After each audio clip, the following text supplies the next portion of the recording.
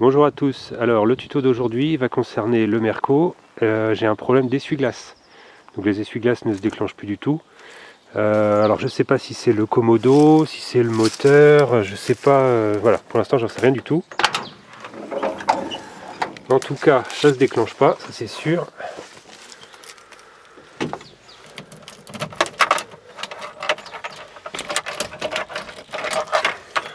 Si je mets le contact, voilà, normalement ça devrait se mettre en route et j'ai rien du tout. Donc première chose à faire, vérifier les fusibles. Alors le fait est que sur ce véhicule, vous allez rire, mais je ne sais même pas où sont les fusibles. J'ai jamais cherché, j'ai jamais trouvé. Donc je vais fouiller partout sous le tableau de bord. Alors là j'ai bien l'impression que j'ai trouvé quelque chose là-dessous, côté passager. Parce que là il y a pas mal de fils électriques qui arrivent. Une espèce de plaque. Quand je mets la main sur le côté comme ça, alors là on la voit pas, mais quand je mets ma main sur le côté, je sens des relais ou des trucs comme ça. Bon, manifestement, c'est ici que ça se passe.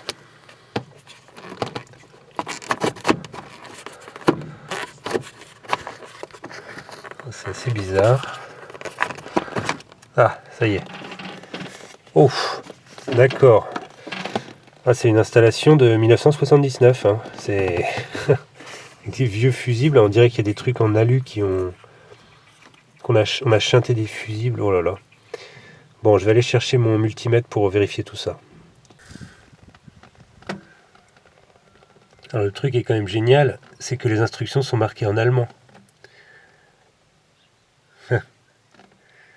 Innenberechnung, Standlicht. Standlicht, je dirais que ça c'est les feux de position.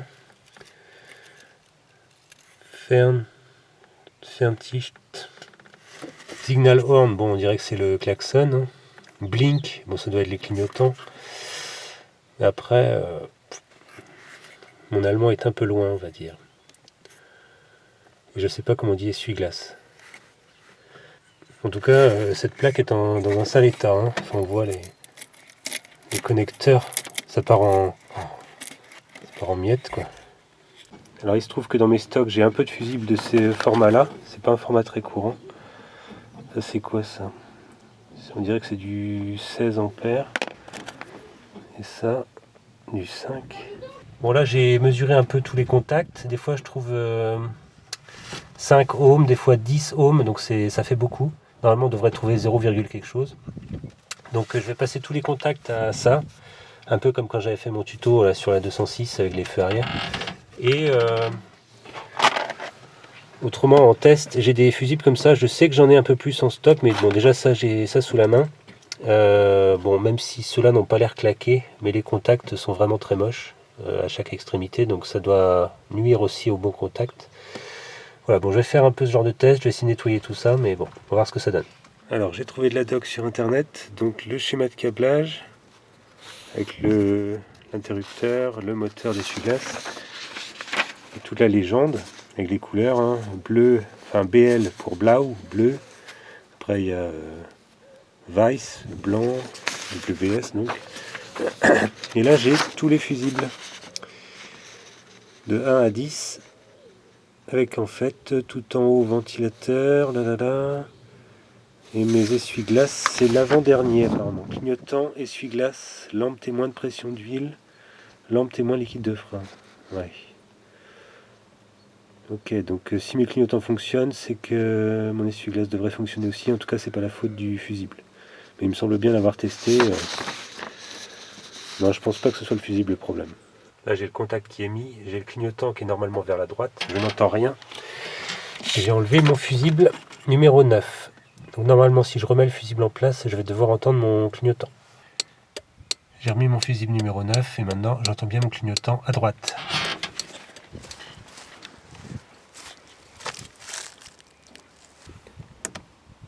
J'ai toujours pas d'essuie-glace. Donc le problème n'est pas le fusible.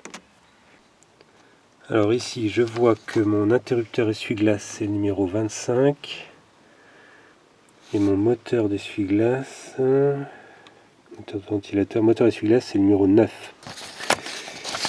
Alors si je regarde sur le plan, donc là j'ai mon interrupteur 53B, 53A, 53E, 53 tout court. J'ai les couleurs. Donc j'ai Schwarz et Weiss, Schwarz et Lie, je ne sais plus ce que c'est. C'est violet, je crois. Ouais. Voilà, donc il faut que je regarde ça. J'en ai un qui part vers les fusibles, évidemment. Qui repart comme ça. 31, c'est quoi ça? 31. Combinateur. Ouais. Combinateur, ok. Il faudrait que je vois en fait mon moteur, comment il est alimenté. Mon moteur d'essuie-glace. Schwarz. Et GR, c'est quoi? Gris. D'accord. Il va falloir que je vérifie. En fait, il faudrait que j'essaie d'alimenter mon moteur en direct pour voir ce qui se passe. Avec du plus 12.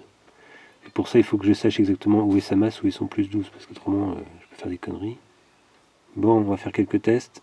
Ok, donc au-dessus du pédalier, j'ai bien mon moteur d'essuie-glace qui est là. Alors, au niveau de mes couleurs ici, donc j'ai plusieurs couleurs possibles pour le premier fil. On va dire que moi j'ai rouge pour commencer.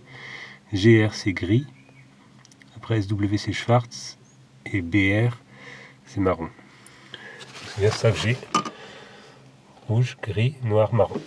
Alors j'ai mesuré une tension entre le noir et le rouge et entre le noir et le gris de 12 volts. Il faut que je vérifie que c'est normal.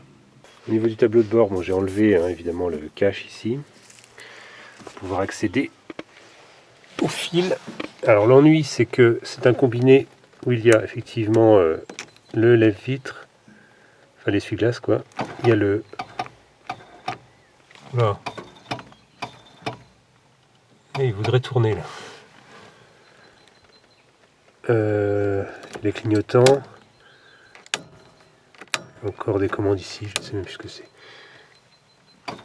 Là il voudrait tourner mais il force par contre. Il force, donc là c'est plus un problème de lubrification je pense du système.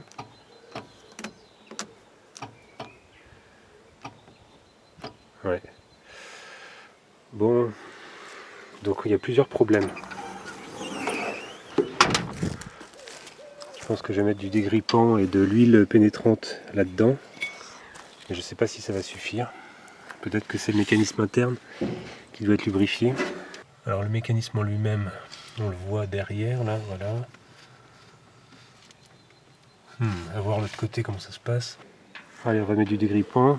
Bon, venez pas m'emmerder avec le truc sur la carrosserie. De toute façon, si vous voyez l'état de la carrosserie en question, vous ne me diriez pas ça. Alors, après évidemment, si vous avez un véhicule avec une carrosserie en meilleur état, essayez de protéger puis pas en foutre partout. Mais bon, moi, je préfère asperger et que ce soit efficace. Donc là, j'ai le format familial. Je ne sais pas quelle partie réellement s'est grippée, ça peut être aussi le mécanisme interne. Parce que ça, c'est juste le truc en bout de course, au niveau du bras, c'est pas là que tout se joue. Loin de là. Là, j'ai un phénomène intéressant. Donc j'ai lubrifié un petit peu mes essuie-glaces. Donc là, j'ai toujours rien. Par contre, dès que j'appuie là, bon, ça fonctionne pas super bien, mais ça fonctionne. Si je relâche, il revient. Ça, je pense que c'est la fonction quand je veux faire du lave-glace, quoi. Et il envoie les essuie-glaces pour nettoyer. Donc ça veut dire que les essuie-glaces fonctionnent, le moteur fonctionne. Simplement, il n'est pas commandé comme il faut. Donc ça pourrait bien être mon contacteur ici. Enfin, mon...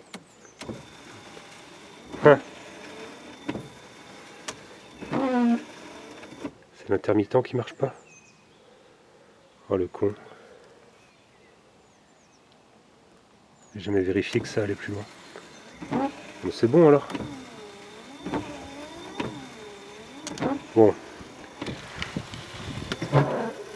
Il a du mal à fonctionner un peu. Donc je vais essayer de lubrifier tout ça. Enfin, si c'est que ça le problème. Ouais. Bon, bah j'ai plus d'intermittent. Bah, c'est pas grave. Alors pour faire les tests, pour éviter que ça gratte comme ça, parce que ça sert à rien en soi. Voilà, il suffit de les replier.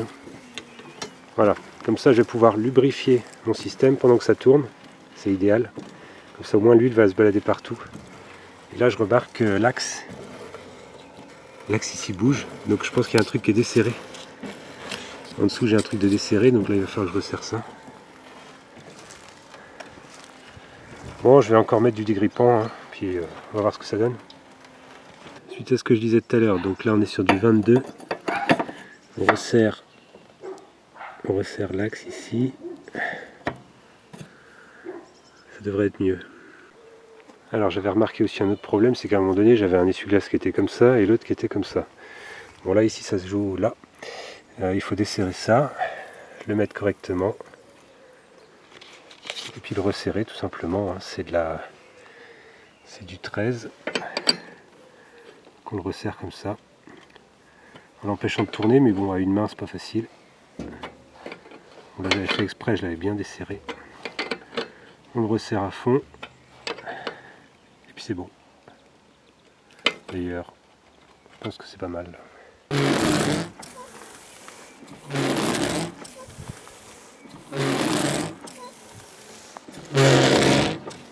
L'axe ici bouge pas.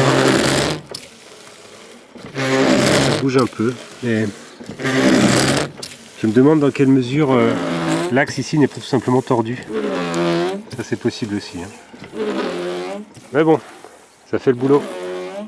Bon, mais je suis un peu couillon moi. Enfin, je m'étais alarmé et je me croyais que j'avais plus d'essuie-glace parce que ça se déclenchait plus. Mais en fait, c'est juste l'intermittent qui marche plus. Donc c'est moins grave. Bon, ça fait une fonction encore qu'à lâcher sur le camion. Hein. J'ai plus de plafonnier, les portières ferment pas à clé, donc j'ai plus d'intermittent ici. Ouais, mais bon, je dois pas vraiment avoir de ventilation. Non, je crois que j'en ai pas de ventilation. Le chauffage, il doit marcher plus ou moins, ouais. Les vitres, elles se lèvent. Enfin, le système est tout flingué là-dedans. Mais bon, les éléments de sécurité fonctionnent. Hein, ça freine correctement, ça freine droit. Le moteur a à peu près sa puissance. Mais enfin, déjà à l'origine, hein, c'était 70 chevaux. Donc c'est pas un foudre de guerre non plus. Il y a des points de rouille quand même.